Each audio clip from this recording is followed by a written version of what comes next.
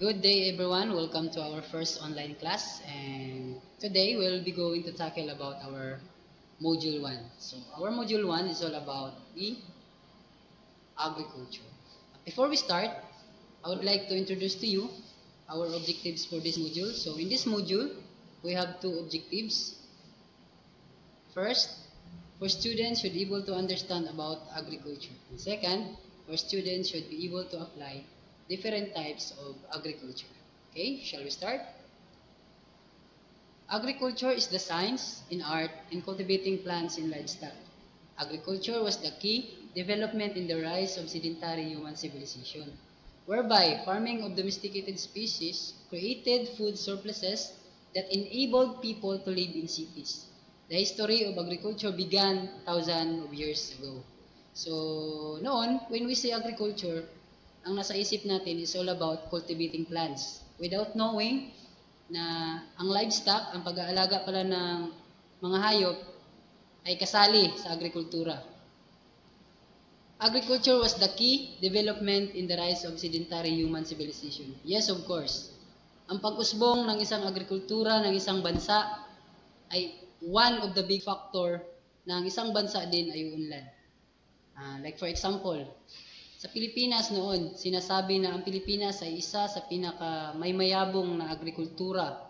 No? Mayaman tayo sa agrikultura ng mga palay, kung saan ang ating mga karatig bansa ay sa atin sila kumukuha o nag-aangkat. Kaya ang Pilipinas ay nagkakaroon ng extra income, and those extra income ay ginagamit into different project like infrastructure, yung mga highway natin. So, nababawasan yung ating mga common problems like traffic. So ngayon, sinasabi din ng iba o based sa research na medyo bumaba ang ating agrikultura. So ano ang nangyayari? Tayo na naman ngayon ang umaangkat. Saan ba tayo umaangkat? Of course, ating mga karatig bansa sa Asian country. Like for example, sa Malaysia, kung saan ang Malaysia na naman ngayon ang sinasabi na may pinakamausbong na agrikultura pagdating sa pananim ng palay. So hindi lang Pilipinas ang umaangkat sa Malaysia. It's either Indonesia or iba-ibang country. So ang Pilipinas ay nagkukumahog na maibalik ang ating mayamang agrikultura sa pamamagitan ng ating mga makabagong teknolohiya. Sa tulong ng mga bagong teknolohiya ay ninanais ng ating government na magkaroon ng masaganang agrikultura nang sa ganon ay hindi tayo magkaroon ng mga kakulangan. So ang ating bansa ay makaproduce ng sapat na pagkain sa mga mamamayan ng bansang Pilipinas. Okay? Whereby farming of domesticated species created food surpluses that enabled people to live in cities. Yung mga taong naninirahan sa cities, nagiging komportable ang kanilang buhay sapagkat ang kanilang mga basic demand ay kayang isupply ng agrikultura ng isang bansa. So katulad ng bigas, ulam, mga pagkain, mga meat, and also yung mga gulay. So, kapag yung mga basic demand na yan ay kayang isupply ng ating agrikultura, doon masasabi natin na ang sarap mamuhay sa cities. No? Pero kapag nagkakaroon na ng kakulangan, no? Kulang sa supply ng bigas, kulang sa supply ng gulay, yung mga meat, kaya minsan, nasasabi natin na mas masarap mamuhay sa bundok. Ika nga nila, kasi kahit papaano ay makapagtatanim ka ng mga gulay, makapag-alaga ka ng hayop. Sa cities, lahat ng kilos mo, kailangan may pera. Kasi nga, hindi ka makatanim. Kahit alugbati lang, kahit upo, hindi ka makatanim kasi nga kulang ka sa space. No? Alam naman natin sa cities na every space talagang binabayaran. Mahal. So, mas mainam sa bundok. Okay? The history of agriculture began thousands of years ago. So, noon pa, meron na tayong tinatawag na agrikultura. Maaaring hindi siya ganun ka unlad katulad ngayon, pero nagsisimula na silang magkaroon ng agrikultura.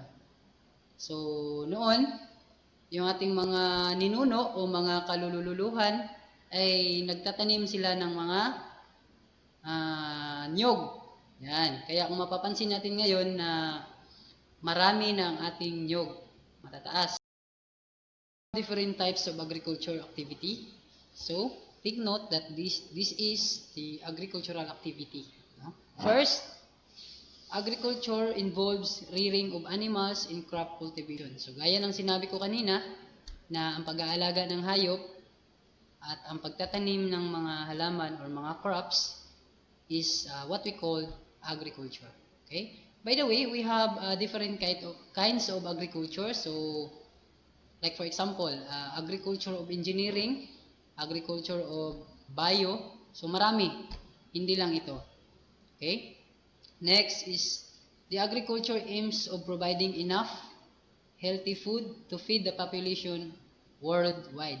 So, ang pangunahing layunin kung bakit nagkakaroon ng isang agrikultura ng isang bansa is to provide enough, sapat, at healthy food, no, to feed the population not only in one place but the aim is to provide in the world wide.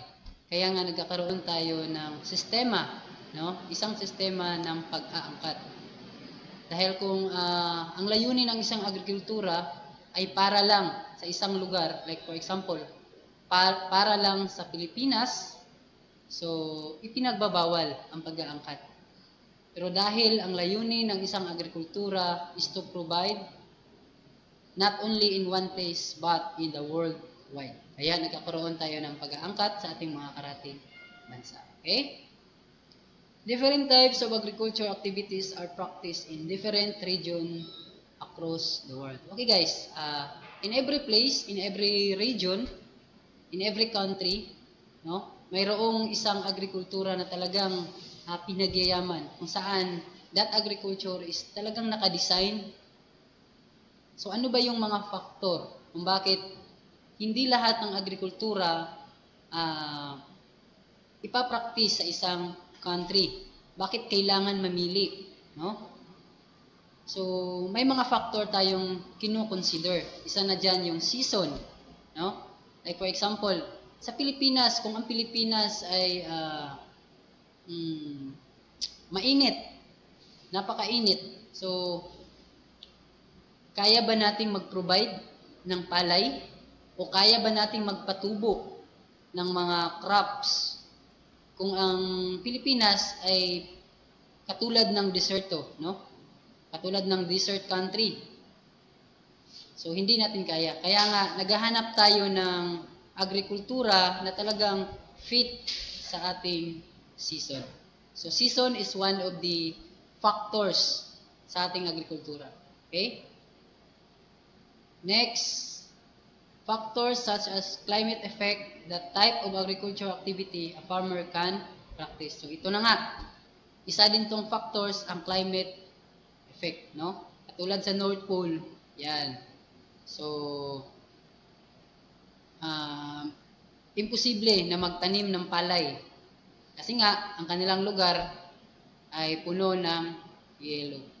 So, ano ba ang kanilang agrikultura na pinapraktis kung ganun ang kanilang sistema? So, yan ay tatalakayin natin sa susunod na topic. Okay? So, next is the types of agricultural activities include subsistence farming, nomadic herding, commercial plantation, and livestock rearing. So, yung tatlong agrikultura na yan, ay tatalakayin natin yan sa susunod na slide. Okay? But before we proceed, I prepare a video. So, ang content ng video na ito is the status of the Philippine agriculture. So, I will play a video and hope na marami kayong matutunan. Okay? The Philippines is a small country consisting of 7,641 islands. Also known as the Pearl of the Orient, the Philippines is one of the most biodiverse countries in the world. Their abundance in ecology allows them to reap the benefits of both a developing nation and an agricultural country. Their motto, for God, people, nature, and country.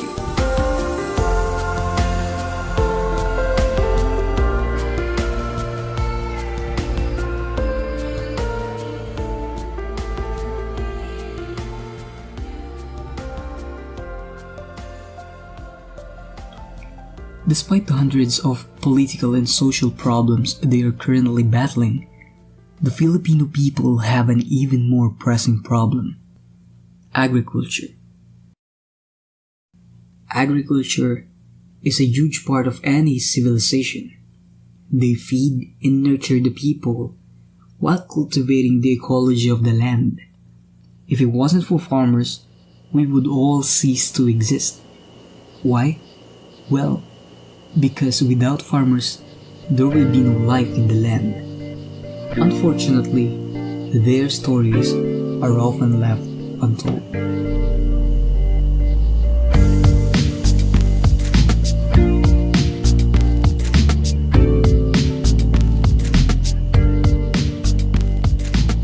In the 60s, Filipinos were proud to be one of the top agricultural countries in the world. They were world-class and renowned farmers, and this reputation led international students to study their practices. Hence, the International Rice Research Institute was born. Filipinos should take pride in the fact that the largest non-profit agricultural research center was established in Los Baños, Laguna. The International Rice Research Center is a non-profit research center that paved the way to preempt the Asian famine in the 60s. The 60s was the Philippines' heyday, far from what we know now.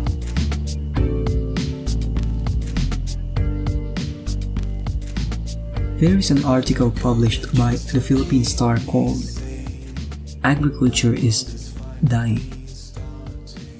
It is shown in the article that as of 2017, only 25.96% of the Filipino people are farmers. Unfortunately, this is the sad truth we live with today. They single-handedly cultivated an entire nation. Not only do they feed the people, but in times of grief, they also fought for the nation. These people put their blood, sweat, and tears into their livelihood. But you gotta ask, how do we repay them?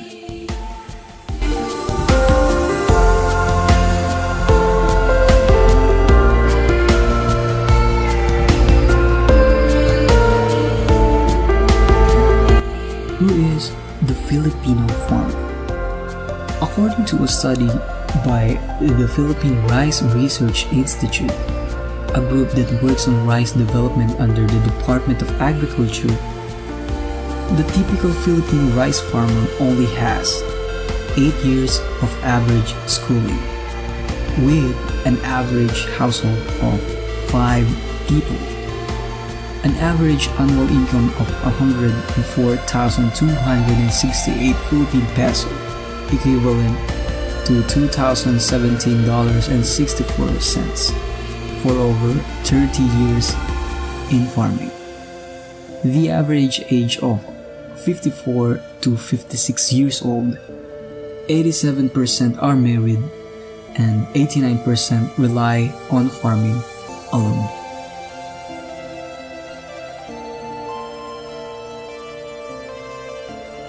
$104,268 pesos sounds like a huge amount of money, but when you break it down to a monthly income, it sounds deplorable. Farmers earn around 8,000 pesos or $154 per month. But minus utility bills, and expenses for agricultural supplies, there isn't any budget left for meals, healthcare, and school fees. In the United States, farmers can earn this revenue by working in only 5 hours.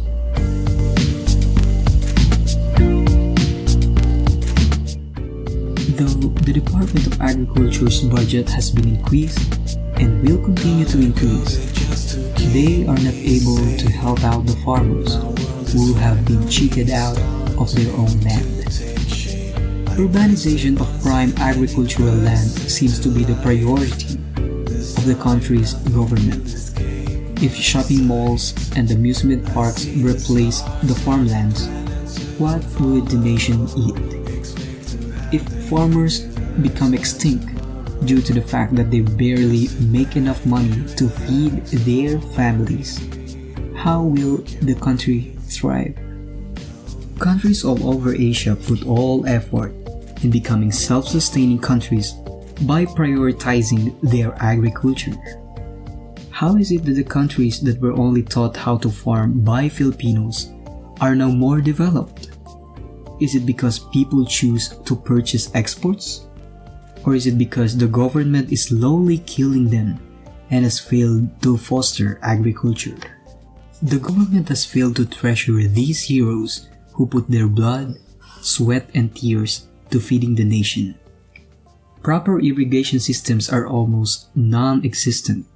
Farm-to-market roads are nowhere to be seen, and the mass importation of rice is killing local farmers.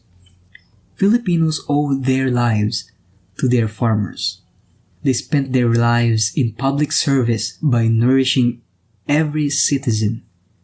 If the government prioritizes the importation of goods and force farmers to throw their harvest because of oversupply, then what kind of gratitude does the government have? As of today, farmers in the Philippines are a dying breed. Most are near retirement but can't afford to put down their sickles because the Philippine government was not able to sustain them. In the 60s, the agricultural sector contributed 31% of the country's gross domestic product. Now, it is down to 9%. The Republic is losing farmers not only because the agricultural sector is now the second poorest in the country, but also because their government has failed them. Every time you sit with your friends and families over dinner, imagine the people who spent hours tilling the soil. Each time you get up in the morning and drink coffee, think about the farmers who painstakingly grow local beans. Farmers are unsung heroes that deserve the prestige and glory the world has to offer. Without them, there might be no us.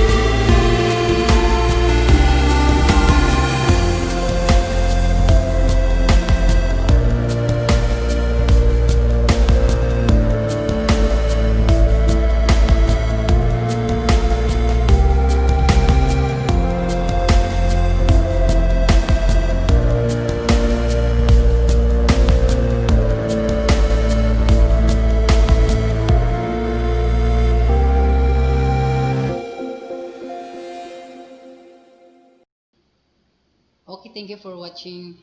I hope na marami kayong napulot na aral on those video. Next is the types of agriculture. Okay, first, we have nomadic herding. So, ano ba itong nomadic herding? Ang nomadic herding is the practice of keeping and grazing animals on natural pastures. So, it is common in the world.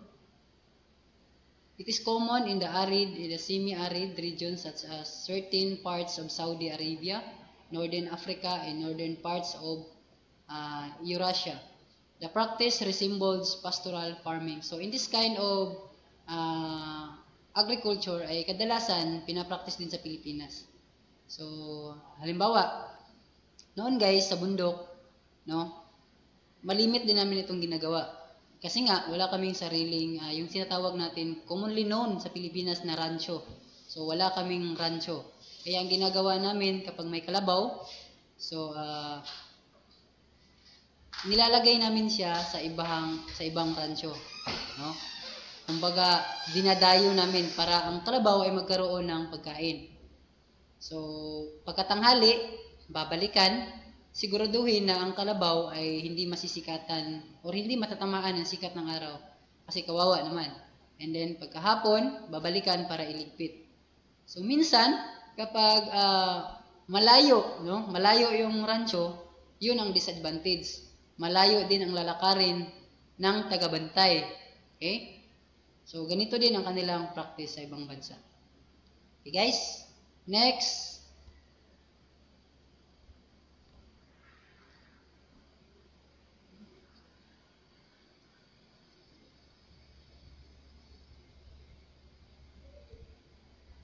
Next is the livestock ranching pastoral farming. So, ang livestock ranching focuses on rearing animals. Unlike nomadic herding, farmers do not move from one place to another in search of pasture and water, but live in settlements. Okay. In this kind of pastoral na naman guys, ito yung mga nagmamay-ari ng mga alagang kalabaw, baka na medyo maangat ang estado ng pamumuhay. Ito yung mga nag-aalaga na mayroon silang malalaking lupain kung saan doon nila nilalagay ang kanilang mga alaga. Hindi na nila kailangan maghanap kung saan may maraming tumubong damo. No? Kumbaga, sila na mismo ang gumawa ng kanilang rancho. No? Sa Pilipinas, maraming mga kilalang mayayaman na nag-aalaga ng mga baka, no? Dahil sila ang mas may kakayahan na magkaroon ng mga malalaking rancho. So in this kind of pastoral farming, hindi na nila kailangan maghanap, no? Ang advantage nito, guys, hindi mo na kailangan maghanap, no, ng mga lugar. Kasi guys, ang disadvantage din doon, kapag ang isang lugar na pinaglalagyan mo, halimbawa naghanap ka ng lugar na paglalagyan mo ng mga alaga mo, kailangan mo siyang bantayan. Dahil kapag hindi mo siya binantayan, maaaring na nakawin or mawawala. So yung ganitong uri ng pastoral farming ay talagang nakakatulong. Yun, kung ikaw ay may kakayahan na magkaroon ng malaking rancho. Okay? Next. Yan. It's the commercial plantations, also known as tree crop farming, industrialized agriculture or plantation farming. Commercial plantations cover large land areas. When we say commercial plantation, guys, ito yung malawakang pagtatanim, no, ng mga craft, halaman. Hindi lang to sinasabi natin na magtanim tayo ng crop sa paso o magtanim tayo ng crop sa likod ng bahay. That is called commercial plantation. No. When we say commercial plantation, ito yung malawakan. Kailangan natin ng malaking land areas, malawak. So, maaring ang kanilang tinatanim dito ay iba't ibang uri ng mga crops. Kaya, kinakailangan nila ng large land areas. Okay? Next. Yan. Mixed farming, also known as green and livestock farming. Mixed farming involves the growing of crops and rearing of animals. It has its origin in the humid mid-latitudes excluding Asia. So, ang mixed farming, from the word mix, so, ibig sabihin, hindi ka lang nag-aalaga ng hayop, at the same time, nagtatanim ka pa ng different crops. So, ang advantage nito guys, ay hindi masasayang ang taon, no? Kasi nga, lilipas ang ilang taon, lalaki ang iyong mga hayop, at the same time, may aanihin ka. Unlike kanina, yung pastoral farming, so may malawak ka na ranchuan, pero that land, that areas is including only for your livestock, no? Sa iyong mga alagang baka o kung ano man. But in this kind of agriculture, talagang yung areas mo, nakaplano na siya for animals and then for your crops. So, mas mainam ito. Mas mainam kung ikaw ay may kakayahan na mag-provide ng malaking lupa. No? Kasi in this kind of farming, kailangan mo talaga ng malawak na lupain. Hindi pwedeng maliit lang. Okay? Next.